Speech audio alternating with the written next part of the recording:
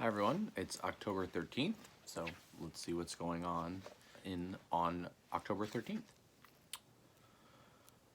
The great detective was back today. I glimpsed him only briefly from a hedgerow where I was burying something. He did not see me. Later, Greymalk told me that he had visited Owen's place.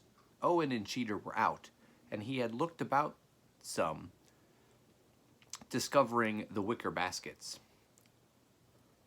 His assistant had injured his wrist, she said, having been sent up the ladder into the oak to test the strength of some branches whence he had fallen. Fortunately, he landed on a heap of mistletoe, or it might have been worse. That evening, I heard a scraping at an upstairs window while I was making my rounds.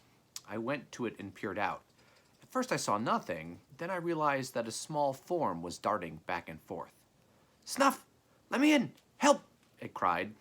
It was Needle. "I know better than to invite you guys inside," I said. "That's the boss. I'm just a bat. I don't even like tomato juice. Please." "What's wrong?" I heard a loud thunk from the other side of the wall. "It's the vicar!" Needle cried. "He's wigged out. Let me in." I undid the latch with my paw and pushed. It opened a few inches, and he was inside. He fell to the floor, panting. There followed another thunk from without.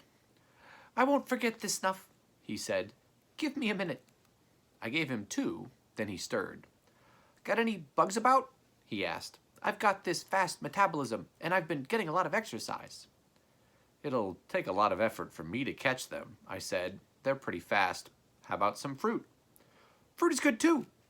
"Well, there's a bowl in the kitchen." He was too tired to fly, though, and I was afraid that he was too fragile to pick up in my mouth, so I let him cling to my fur. As I walked downstairs, he repeated, "Wigged out! Wigged out!" "Tell me about it," I said, as he feasted upon a plum and 2 grapes. "Well, Vicar Roberts has been convinced that there's something unnatural in the neighborhood," he said. "How strange. What might have led him to that belief?"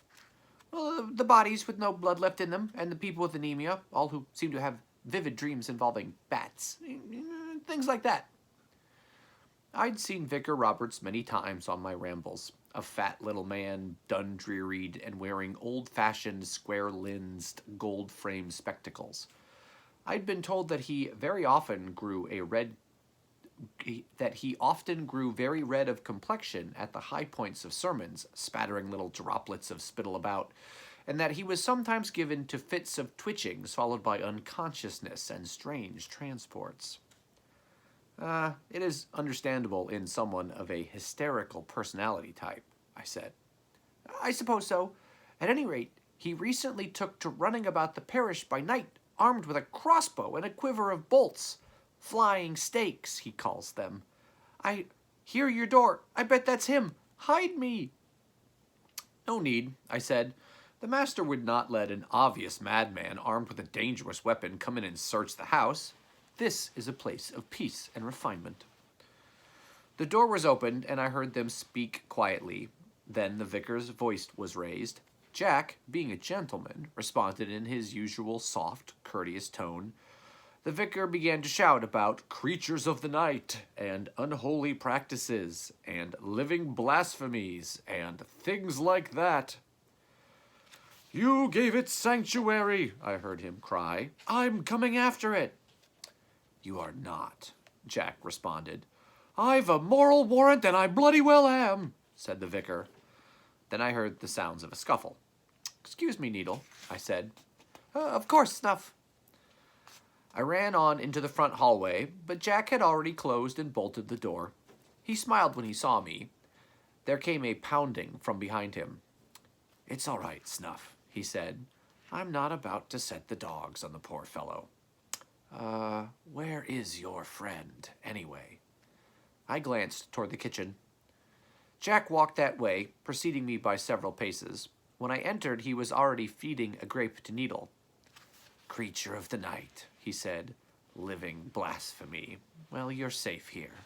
You can even have a peach if you'd like." He strolled off, whistling. The pounding on the front door continued for another minute or so, and then stopped.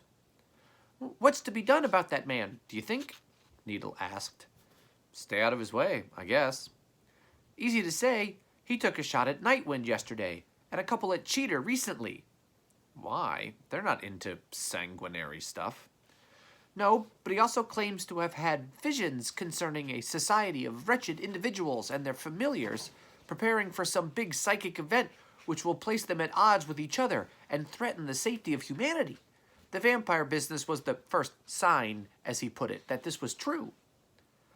I wonder what busybody sent him that vision. Hard to guess, Needle said. But he could be shooting at you or Jack tomorrow. Perhaps the parishioners will send him to the continent, I said, to take the waters at some salubrious spa. We only need about 2.5 weeks more. I doubt they will.